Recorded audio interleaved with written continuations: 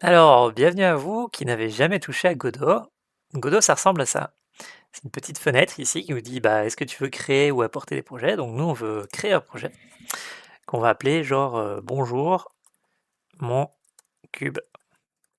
Tada!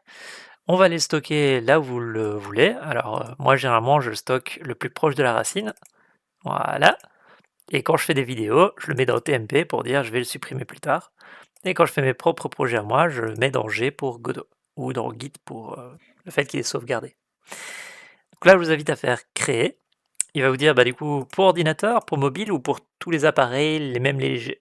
Donc ici, on va dire pour mobile parce qu'on vise la réalité virtuelle dans la plupart de mes ateliers. Et on dit qu'on veut le créer. Bon, il s'avère que moi, du coup, je l'ai déjà créé pour vous juste avant, histoire de ne pas avoir le temps de chargement. Et bah, on veut faire un cube. Donc pour pouvoir faire ce cube, on dit qu'on fait une scène 3D. Tada! Magnifique. Dans cette scène 3D, on va rajouter ce qu'on appelle des nodes, ici. Un petit node. Alors on a plein de nodes. On a des nodes de son, des nodes de multijoueur, des nodes de vidéo, des nodes de 2D. Nous, ce qu'on veut faire, c'est de la 3D. Et qu'est-ce qu'on veut faire? On veut ajouter pas des bones, pas des scènes. Non, nous, ce qu'on veut, c'est ce qu'on appelle un mesh instance. Mesh instance. Voilà. C'est-à-dire, un mesh, c'est un objet 3D composé de triangles, de points, de droites. Et ce mesh instance, pour l'instant, il est vide. Il a une position, mais il est vide. Donc on va lui dire, bah, en fait, l'aspect visuel que j'aimerais bien que tu aies, c'est un joli cube. Tada! On a un magnifique cube.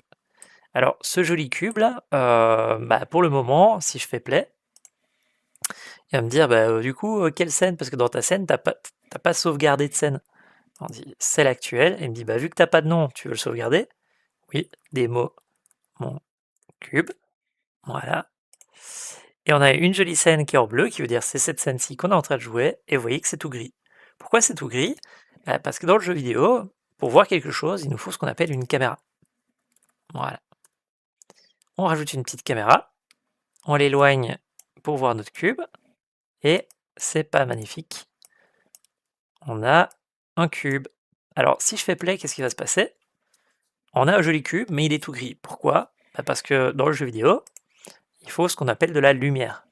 Donc on va créer un node ici qui s'appelle light pour lumière. Voilà. On va orienter la lumière comme ceci, par exemple. Voilà. On va la déplacer.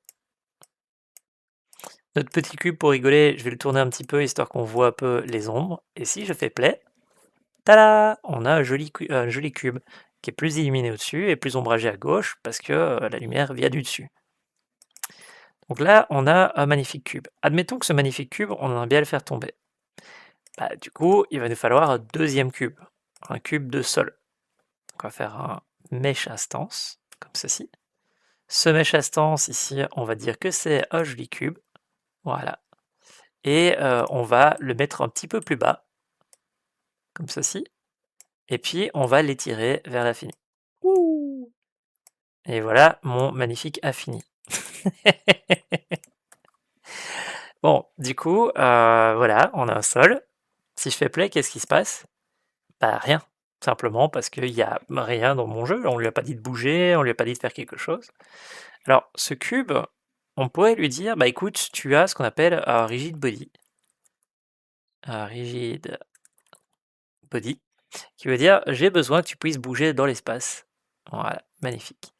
Alors, ça va dans le sens inverse, c'est-à-dire qu'on a un rigid body qui, lui, va posséder un mesh.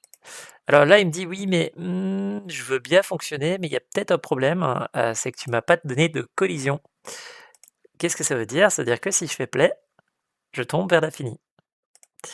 Donc du coup, il faudrait que je donne une collision. Donc on va rajouter à ce rigid body un collision, comme ceci, shape 3D.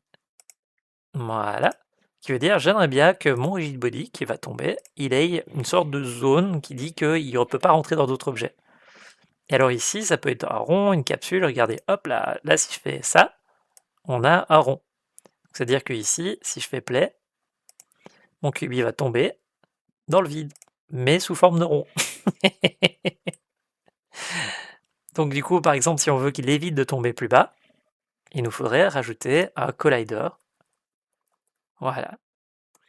ici. Elle me dit: «Oui, mais attends, pour exister, j'ai besoin d'être soit dans un rigid body, soit dans un static area».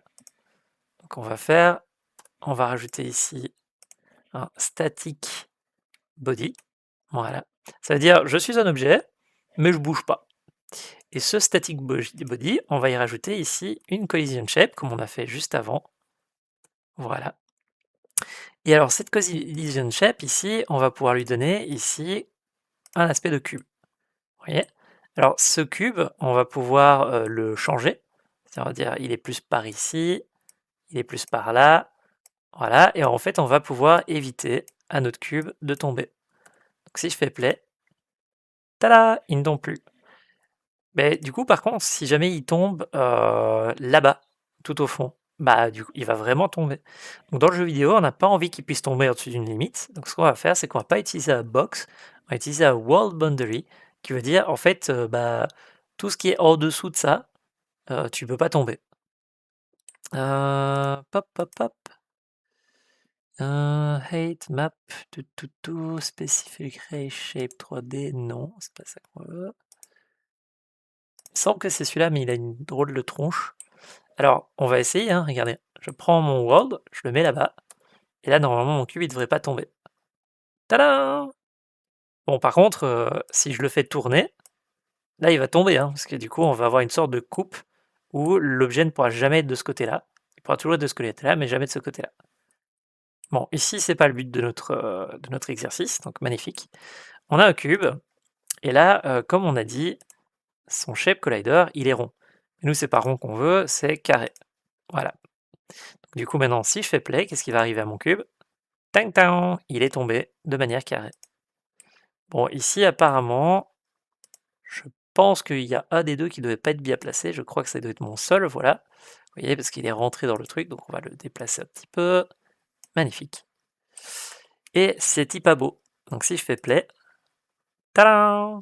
Alors, mon cube, j'aimerais bien qu'il soit un petit peu jaune. Donc ici, je vais cliquer sur mon mesh instance. Je vais aller dans Surface Matériel Override. Et je vais dire, j'aimerais bien que tu possèdes ce qu'on appelle un matériel. Voilà. Ça veut dire, j'ai envie d'éditer la façon dont ta couleur, ta lumière réagit. Je vais cliquer dessus, et là, je vais aller dans Albedo et changer sa couleur pour du jaune. Tadam!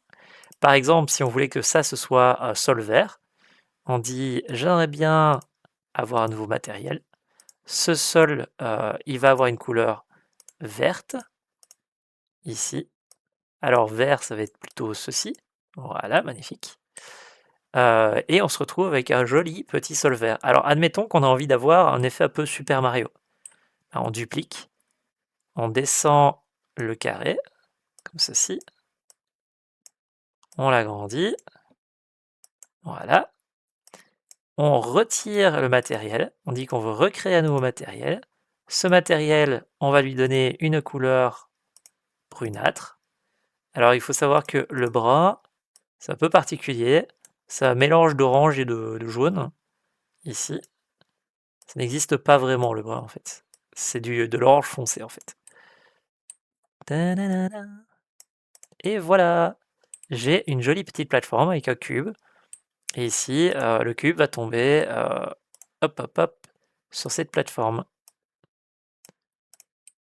Voilà. Si je fais play, toulou, on a un joli cube qui tombe sur une plateforme. C'est pas beau? Alors, petite particularité, regardez, je vais faire un soleil. Je vais rajouter un mesh instance. Voilà. Ce mesh instance ici, il va être là-bas. Voilà.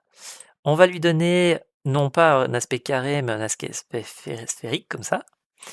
On va aller prendre le matériel, et on va lui dire que plutôt que de pouvoir gérer de l'ombrage, vous voyez cette partie-là, ombrageuse et lumière, on va lui dire que tu ne veux pas d'ombre, pas de lumière. Et pas d'ombre, pas de lumière dans le jeu vidéo, c'est ce qu'on appelle un shader qui est unshaded, et ben ça donne ça. Tadam! Donc si vous voulez faire des phares de voiture dans un jeu, bah voilà, vous pouvez faire ça. Nous, ce qu'on veut, c'est un petit soleil.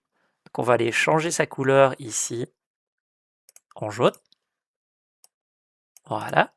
Mais ça n'a pas d'effet sur ma scène. Vous voyez, ma scène, elle est toujours blanchâtre. Donc en fait, ce qu'on va faire, c'est qu'on va retirer mon directional light. Voilà. On va rajouter ici un omni light qui veut dire point. Ce point, on va aller le déplacer ici dans notre petit soleil qui est là-bas. On va dire que sa position c'est 0, 0 par rapport à son papa. Et ça n'a pas changé de place, donc on va... Je l'ai mis dans le mauvais objet. Voilà.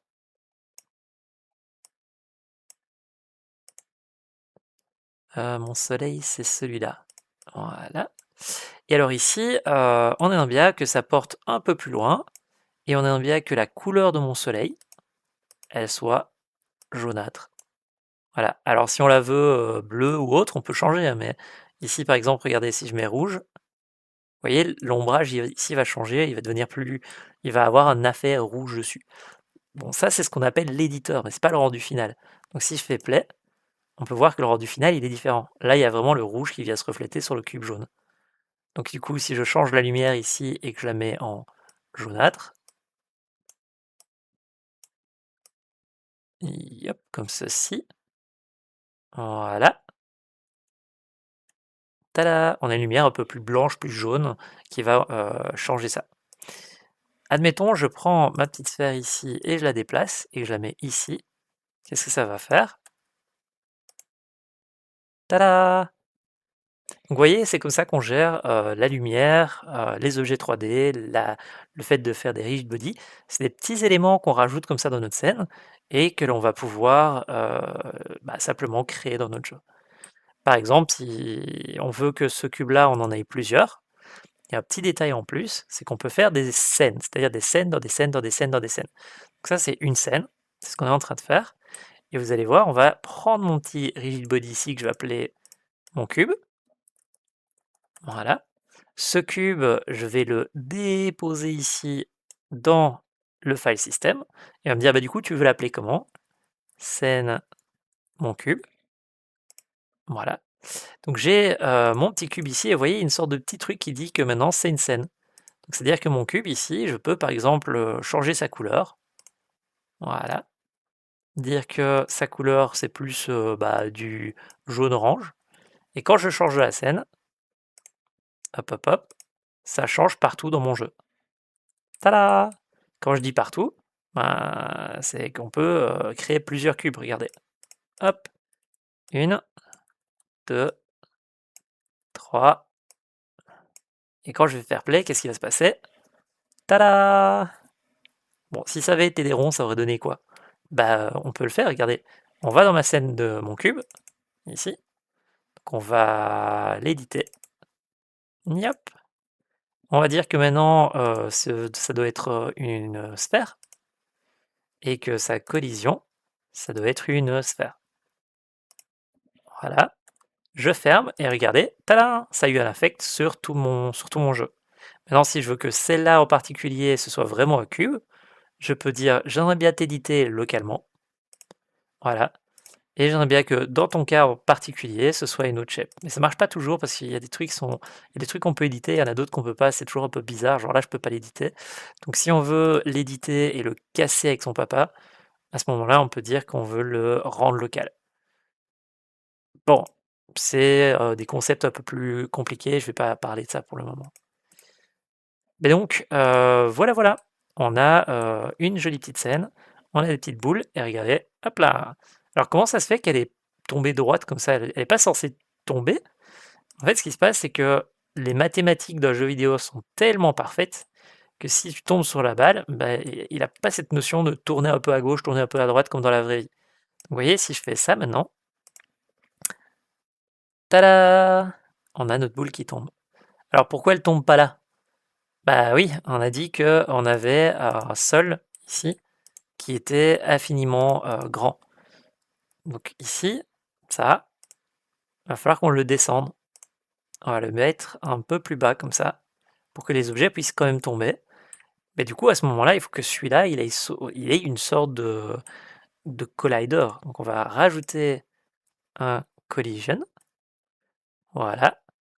Pareil, on a besoin que ce soit un statique, donc on peut dupliquer celui-là vu qu'il est déjà prêt. On va recréer pour ne pas vous perturber. Donc admettons que là, j'ai besoin qu'il y ait une collision. On fait un nouvel enfant, qu'on appelle static body. Cet enfant, on rajoute un collision shape. Voilà. Ce collision shape, on dit que c'est un carré. Ici, on descend. Voilà. On le bouge vers la gauche, on le bouge vers la droite. On le bouge ici de là à là. Voilà. Et nous voilà avec une plateforme. Ce qui veut dire que maintenant, si je fais play, notre boule, elle glisse, elle tombe, et elle tombe pas vers l'infini parce qu'on a un sol. Maintenant, si on faisait un jeu vidéo, on pourrait dire, si jamais tu touches cette zone-là, tu t'exploses en morceaux et tu disparais, pour éviter que la balle ne tombe à l'infini, par exemple. Et voilà! On a fait un magnifique petit jeu avec une lumière, une boule et des trucs comme ça. Il ne reste plus qu'à faire un petit bonhomme qui bouge et on a un jeu vidéo. Bon, je vais m'arrêter là parce que le but de cette vidéo, c'était juste de montrer un peu le principe de caméra, lumière et d'objets, de collision. Vous voyez, c'est des petits éléments comme ça qu'on va rajouter. Bon, là, j'ai fait mon gros port, hein, j'ai juste rajouté au fur et à mesure pour vous montrer comment ça marche. Évidemment, dans un jeu vidéo, il faut être un peu plus structuré, un peu plus propre. Et il y a des manières de faire, des manières de mettre dans Godot qu'on va apprendre au fur et à mesure. Voilà, voilà. Donc maintenant, la question, c'est comment on fait la même chose, mais pour la réalité virtuelle.